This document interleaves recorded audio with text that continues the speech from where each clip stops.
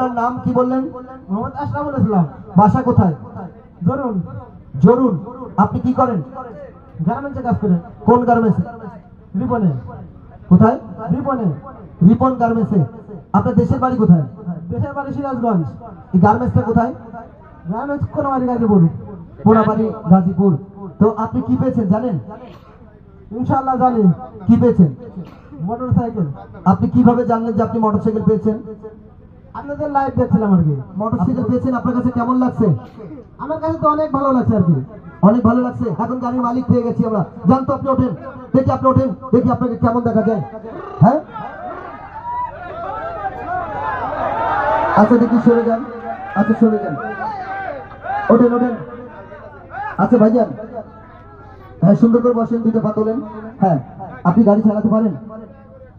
না, এখনো গাড়ি চালাতে পারিনি। এখনো পারেন না? তো আপনি তো বিয়ে শাদী করেননি।